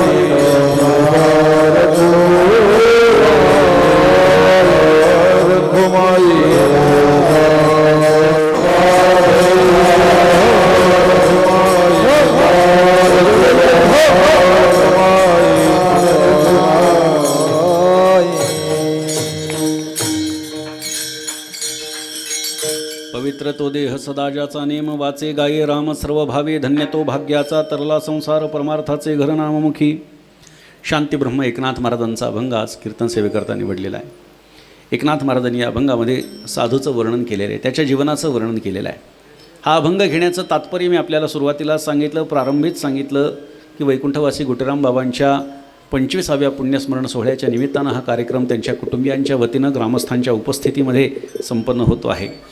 आणि मला खूप चांगलं वाटलं की गुटेराम बाबांचं जीवनही एका गृहस्थाचं जीवन होतं. म्हणजे सोपान काका जेव्हा भेटले तेव्हा त्यांनी सांगितलं, त्यांच्या एकूणच वृत्तांत सगळा जेव्हा मला कळाला तेव्हा मला समाधान वाटलं की परमार्थ करणारा जो माणूस आहे, जो महापुरुष आहे, तर तो कधी प्रपंचाचा त्याग करत नाही. हल्लीच्या काळामध्ये, कलियुगामध्ये आणि त्यातल्या त्यात सांप्रत काळामध्ये फक्त परमार्थ करायचा आणि प्रपंच नाही करायचा अशा माणसांचं जीवन थोडंसं अवघड आहे. त्यांनी ते करू नये का तर निश्चित करावं, पण समाजच हल्ली असा झाला आहे की अशा पद्धतीचं जीवन व्यतीत करणं दुरापास्त झालेलं आहे. त्याच्यामुळे काय करायचं तर आपला संसार करायचा. संसार करता करता परमार्थ. एकनाथ महाराज आदर्श आहेत, लक्षात ठेवा. या गोष्टींच्यासाठी एकनाथ महाराज आदर्श आहेत. एकनाथ महाराजांनी आपल्या जीवनामध्ये कधीही बायकोशी भांडण केलं नाही बरं का. म्हणून आपला आदर्श नाथ महाराज असावा. कधीही भांडण नाही. बरं, नाथ महाराजांनी भांडण केलं नाही आणि बायकोनी केलं असं आहे का? असंही नाही, बायकोनी पण नाही केलं. म्हणून नाथ महाराज हे शांती ब्रह्म जर असतील तर गिरिजाबाई आईसाहेब ह्या शांती सरिता आहेत, लक्षात घ्या. हां, त्यामुळे फक्त एकाच बाजूनी चांगलं आणि दुसऱ्या बाजूने वाईट असं जमत नसतं. संसार जर आपल्याला चांगला करायचा असेल, संसार हा शब्द मी व्यावहारिक जीवनाचा सांगतोय, म्हणजे लग्न विवाह झाल्यानंतरचं आयुष्य, गृहस्थाचं जीवन म्हणजे संसार. हे जर आपल्याला सुखरूप करून घ्यायचं असेल तर आमचा सगळ्यांचा आदर्श एकनाथ महाराजांचं जीवन असलं पाहिजे. अत्यंत उत्तम गृहस्थाचं जीवन नाथ महाराज जगले. एखाद्या प्रसंगामध्ये नवरा बायकोनं कसं वागलं पाहिजे याचं उत्तम उदाहरण म्हणजे एकनाथ महाराजांचं जीवन आहे. मग काय केलं पाहिजे तर एकनाथ महाराजांचं चरित्र आपण सर्वांनी वाचलं पाहिजे. एकनाथ महाराजांनी अमुक एका प्रसंगामध्ये काय केलं असेल. आजचा प्रसंग आमच्या जीवनात असा घडला आहे, मग एकनाथ महाराजांच्या जीवनामध्ये जर असा प्रसंग घडला असता तर त्यांनी काय केलं असतं हे जर कळून घ्यायचं असेल आणि तसं जर वागायचं असेल, संसार आणि परमार्थ जर का सुखरूप करून घ्यायचं असेल तर आपण एकनाथ महाराजांचं चरित्र अवलोकलं पाहिजे, त्याचं अध्ययन केलं पाहिजे. आज एकनाथ महाराजांचं जेवढ्या मोठ्या प्रमाणामध्ये चरित्र उपलब्ध आहे तेवढं इतर कोणत्याही संतांचं उपलब्ध नाही आहे. एकनाथ महाराजांच्या जीवनातल्या कमीत कमी 50 कथा उपलब्ध आहेत बरं का, इतिहास ज्याला आपण म्हणू. बाकी संतांचं चरित्र उपलब्ध आहे, मात्र ते 4-5 प्रसंगांपुरतं मर्यादित आहे. त्याच्यापेक्षा आम्हाला माहिती नाही. ज्ञानोबारायांचं चरित्र सांगा असं जर आपल्याला कोणी सांगितलं, काय काय सांगता येईल? भिंत चालवली, पाठीवरती मांडे भाजले, रेड्याच्या मुखातून वेद बदवला, अजून काय 2-3 गोष्टी असतील. या व्यतिरिक्त ज्ञानोबारायांचं चरित्र आपल्याला जास्त माहिती नाही. दुर्दैव आहे आपलं, निश्चितपणे दुर्दैव आहे, कारण संतांची चरित्र उपलब्ध नाही आहेत. पण एकनाथ महाराज हे सर्व अर्थाने सुदैवी आहेत, सर्व अर्थाने सुदैवी आहेत. म्हणजे सुरुवातीला सांगितलं त्याप्रमाणे ऐश्वर्य संपन्न जीवन जगलेले आहेत. लक्षात घ्या, गरिबानं परमार्थ करणं आणि श्रीमंतानं परमार्थ करणं याच्यामध्ये भेद आहे. गरिबाच्या परमार्थाचं कोणीही वर्णन करत नाही. अंदरसूल गावामधून जर का वारकरी काही गेले म्हणजे पंढरपूरला तर पंढरपूरला जर गेले तर अशी बातमी होती का की 4 वारकरी पंढरपूरच्या दिशेनं निघाले? अजिबात नाही, अजिबात नाही. पण लक्षात घ्या, समजा आपल्या भारतामध्ये जे श्रीमंत, जगातले श्रीमंत म्हणून गणल्या जातात अशा जे 2 नाव प्रमुख आहेत, कोणाचं नाव मी घेत नाही, जी 2 नाव प्रमुख आहेत, त्यांनी जर असं ठरवलं की आपला सगळा व्यापार व्यवसाय सगळा बाजूला ठेवायचा आणि आपण पंढरपूरची वारी करायची, तुम्हाला असं वाटतं बातम्या येणार नाहीत? अहो, ज्या संतांच्या बरोबर ते पालखीला वारीला निघाले त्या संतांचा फोटो येणार नाही, पण यांचा फोटो येईल. आज साहेबांनी टपरीवर चहा घेतला, आज ओट्यावर बसले, येणार नाही? श्रीमंतांचा परमार्थ हा वर्णिला जातो, लक्षात घ्या. एकनाथ महाराजांचं काय एवढं वर्णन आलेलं आहे? एकनाथ महाराजांच्या नंतर सगळ्याच संतांनी एकनाथ महाराजांचं एवढं सुंदर वर्णन केलेलं आहे विस्तृत प्रमाणामध्ये, आणि त्याच्यातल्या तिचे 4 नावं ही माझ्या दृष्टीनं महत्त्वाची आहेत. एकनाथ महाराजांचं आद्य चरित्र जर कोणी अत्यंत कमी शब्दामध्ये का असेना जर कोणी लिहिलं असेल, प्रसंग लिहिले असतील तर ते कवी मुक्तेश्वर आहेत, जे एकनाथ महाराजांच्या मुलीचा मुलगा आहे. गोदावरी जिला लीला असं म्हणायचे नाथ महाराज, त्या लीलेचा मुलगा म्हणजे कवी मुक्तेश्वर आहे. त्यांनी नाथ महाराजांची आरती लिहिली आहे. त्याच्यामध्ये जय देव जय देव जय एकनाथा, सज्जन वृंदा माझी देखो अधिकता जय देव ही आरती पूर्ण बघा. नाथ महाराजांचं चरित्र श्रीखंड आख्यान त्यांनी लिहून काढलं. हे पहिलं चरित्र आहे, कारण प्रत्यक्ष त्यांनी बघितलेलं आहे. एकनाथ महाराज जेव्हा समाधीस्थ होत होते तेव्हा साधारणत मुक्तेश्वरांचं वय हे किमान 20 वर्षांचं होतं. त्यामुळे एकनाथ महाराजांचं जीवन त्यांनी जवळून बघितलेलं म्हणून ते आद्य चरित्रकार ठरतात. एकनाथ महाराजांच्या परंपरेमध्येच कृष्णदयाळू महाराज म्हणून होऊन गेलेत. त्या कृष्णदयाळू महाराजांनी एकनाथ महाराजांचं चरित्र सुंदर लिहिलेलं आहे. चरित्र म्हणजे चरित्राचे काही प्रसंग वर्णन केलेले आहेत. त्यानंतर एकनाथ महाराजांच्या संबंधाने कोणी लिहिलं असेल तर ते तुकोबारायांचे शिष्य असणारे आणि वारकरी संप्रदायाचे शेवटचे संत असणारे निळोबाराय आहेत, ज्याने एकनाथ महाराजांचा समाधी सोहळा लिहून काढला आणि एकनाथ महाराजांच्या जीवनातले अनेक प्रसंग उद्धृत करून ठेवलेले आहेत. ते निळोबाराय यांनी नाथ महाराजांवरती मोठ्या प्रमाणात लिखाण केलं आहे. आणि चौथे महापुरुष म्हणून ज्यांच्याकडे आपण पाहू शकतो ते एकनाथ महाराजांच्या शिष्य परंपरेतले श्री तुका विप्र महाराज यांनी सुद्धा एकनाथ महाराजांवरती प्रचंड रचना केलेली आहे. अत्यंत प्रासादिक अशी त्यांची रचना आहे. मात्र दुर्दैव असं की ती समाजासमोर आज आलेली नाही आहेत. त्यांची ग्रंथसंपदा ही मोठ्या प्रमाणात आहे. असं म्हटलं जातं की तुकाराम महाराजांचे राहिलेले अभंग त्यांनी पूर्ण केलेत. अशा तुका विप्र महाराजांच्या वाणीतून देखील एकनाथ महाराजांचं वर्णन आलेलं आहे. आणि पाचवे आणि ज्याला last but not the list आपण म्हणतो असे केशवस्वामी ज्यांनी एकनाथ महाराजांचं ओविबद्ध चरित्र लिहिलं आहे. पुढे महिपती महाराजांनी सुद्धा नाथ महाराजांचं चरित्र लिहिलेलं आहे, पण त्याला आधार जो आहे तो केशवस्वामींचं चरित्र आहे. त्याच्यामुळे असे 5 ते 6 जणं महत्त्वाचे, त्या व्यतिरिक्त स्फोट प्रकरणाच्या दृष्टीनं विचार केला तर खूप जणांनी लिखाण करून ठेवलेलं आहे, पण महत्त्वाचे हे 5-6 जणं यांनी नाथ महाराजांचं चरित्र मोठ्या प्रमाणामध्ये लिहिल्यामुळे किमान 50 कथा चालत आलेल्या आहेत. त्यामुळे एकनाथ महाराज त्याही दृष्टीनं बघितलं तर ऐश्वर्य संपन्न आहेत. म्हणून एकनाथ महाराजांसारख्या संतांचं जीवन आपण जवळून अभ्यासलं पाहिजे. एकनाथ महाराजांनी आपल्या जीवनामध्ये काय काय केलं, मोठं कार्य आहे. नाथ महाराजांसारखं कार्य आपल्याला इतरत्र पाहायला मिळणार नाही. ज्ञानोबारांच्या समाधीचं आपण दर्शन घेतो, त्या ज्ञानोबारांच्या समाधीचा शोध आळंदीच्या एकनाथ महाराजांनी केला. आज ज्या चौथऱ्यावरती आपण डोकं टेकवतो तो चौथरा एकनाथ महाराजांनी बांधून काढला, म्हणजे ज्ञानोबारांच्या समाधीचा शोध लावला, ज्ञानोबारांच्या समाधीचा जीर्णोद्धार केला, ज्ञानोबारांच्या समाधीची नित्यपूजा नाथ महाराजांनी सुरू करून दिली. ज्ञानोबारायांच्या समाधी सोहळा जो कार्तिकामध्ये आळंदीला होतो ती वारीसुद्धा पुन्हा सुरू करून दिली नाथ महाराजांनी. आणि या व्यतिरिक्त जी ज्ञानेश्वरी आपण वाचतो, ज्याचं पारायण आपण करतो, ती ज्ञानेश्वरीसुद्धा एकनाथ महाराजांनी प्रतिशुद्ध करून दिलेली आहे. अशा पद्धतीने एकनाथ महाराजांचं कार्य हे मोठ्या प्रमाणामध्ये आपल्याला पाहायला सापडतं. वारकरी संप्रदायामध्ये सर्वात जास्त ग्रंथलिखाण जर का कोणी केलं असेल तर ते एकनाथ महाराजांनी केलेलं आहे. म्हणजे चिरंजीवपद 42 ओव्यांचा वारकरी संप्रदायातला सर्वात लहान ग्रंथ एकनाथ महाराजांचा. भावार्थ रामायण वारकरी संप्रदायाचा सर्वात मोठा ग्रंथ 36,000 ओव्यांचा एकनाथ महाराजांचा. आणि या व्यतिरिक्त ग्रंथ कौस्तुभ श्री एकनाथी भागवत आदी अनेक ग्रंथ, स्वात्मसुख, आनंद लहरी, शुकाष्टक, हस्तामलक, चतुश्लोकी भागवत, रुक्मिणी स्वयंवर, 4000 अभंगांची गाथा, हरिपाठ, ब्रिदावळी, भारूड आदी अन्य संख्येनं भरपूर मोठ्या प्रमाणामध्ये नाथ महाराजांनी लिखाण करून ठेवलं आहे. म्हणून नाथ महाराजांचं जीवन हे एका ऐश्वर्यशाली संतांचं जीवन आहे. सगळ्याच दृष्टीनं ऐश्वर्य हे नाथ महाराजांचं आहे. म्हणून त्यांचा आदर्श काय, जीवनाचं तत्त्वज्ञान काय आहे तर प्रपंच खणून सांडावा, मग परमार्थू मांडावा, हा संदेही न लगे करावा, प्रपंचूची आघवा परमार्थू होय. प्रपंचच पूर्णपणे परमार्थ होणार आहे. प्रपंच सोडायचं सांगितलेलं नाही, पण प्रपंचातली क्रिया करत असताना भगवंताला स्मरून ती क्रिया केली पाहिजे आणि मगच प्रपंचातली प्रत्येक क्रिया परमार्थ होत असतो. हे एकनाथ महाराजांच्या जीवनाचं सार आहे, सूत्र आहे. त्यामुळे तशाच पद्धतीचं गृहस्थ जीवनसुद्धा गोटीराम बाबांच्या नशिबाला आलं आणि त्यानंतर त्यांचा परिवार आणि या परिवाराच्या माध्यमातून हा कार्यक्रम सुंदर असा आखीव रेखीव कार्यक्रम या ठिकाणी संपन्न होतो आहे. ग्रामस्थांची मोठी उपस्थिती या कार्यक्रमाला आहे आणि अशा पद्धतीचे कार्यक्रम त्यांचा अर्थात निश्चितपणे दरवर्षी त्यांचं पुण्यस्मरण होत होतं. सागर महाराजांचे वडील सुभाष महाराज यांच्या माध्यमातून ते जोपर्यंत होते तोपर्यंत त्यांच्या माध्यमातून 1 दिवसाचा जो 2 दिवसांचा जो उत्सव आहे त्यांच्या समाधीचा किंवा त्यांच्या पुण्यस्मरणाचा तो होत होता.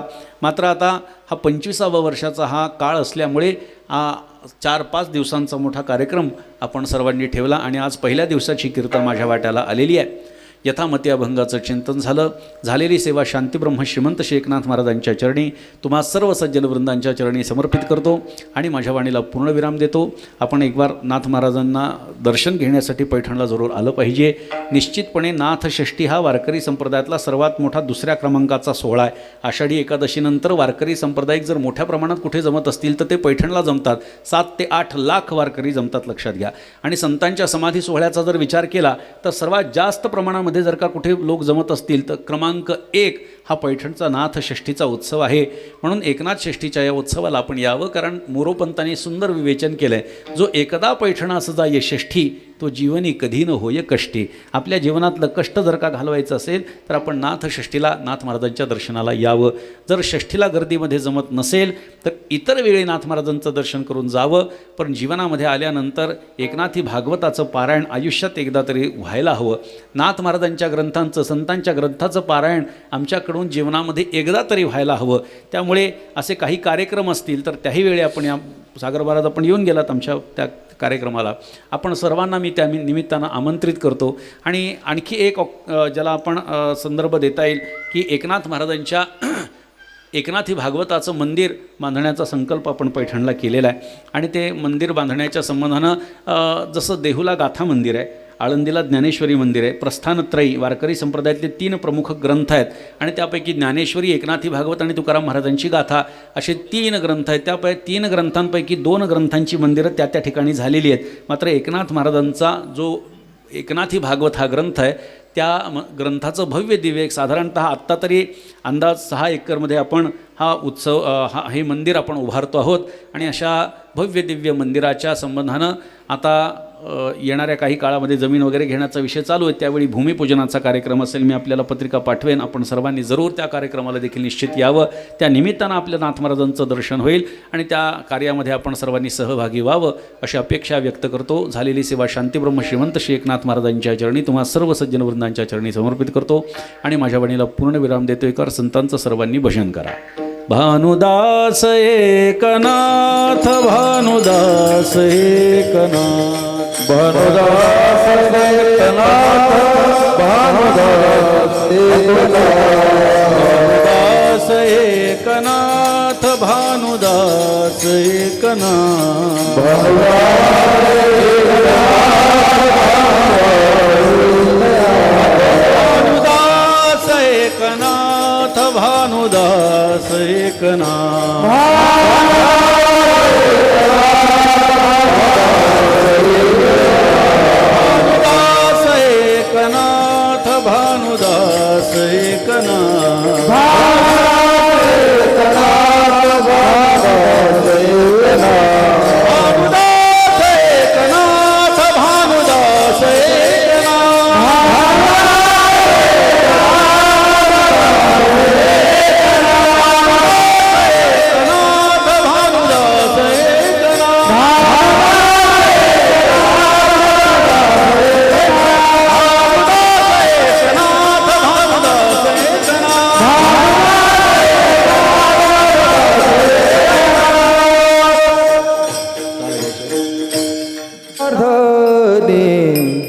धन्य ते शरीर एका जनार्दने, धन्य ते शरीर एका जनार्दने, धन्य ते शरीर एका जनार्दने, धन्य ते शरीर एका जनार्दने, धन्य ते शरीर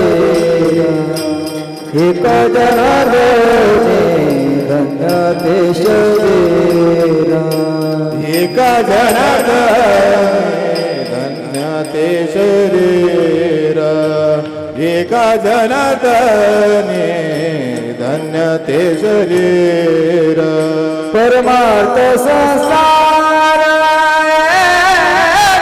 रूप, परमार्थ संसार रूप, परमार्थ संसार एक रूप, धन्य ते भगत तरला संसार, धन्य ते भगत तरला संसार परमार्थ संसार एक रूप, संसार एक रूप, तरला संसार धन्य ते भाग्याचा तरला संसार परमार्थ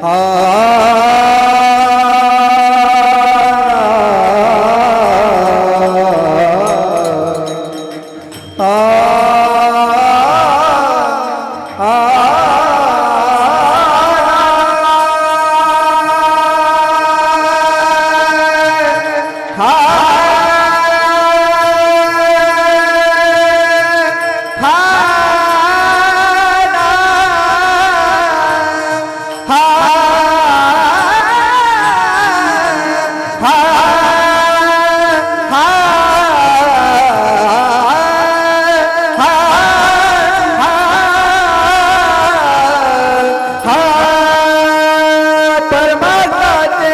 घर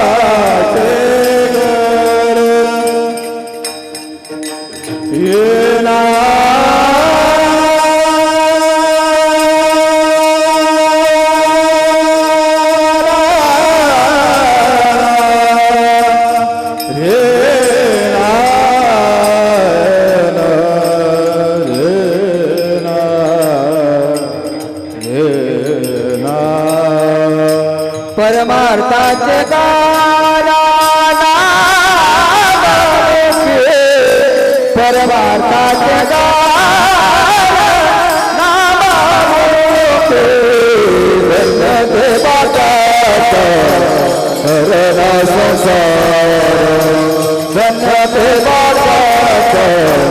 तरला संसार तरला संसार तरला संसार जय जय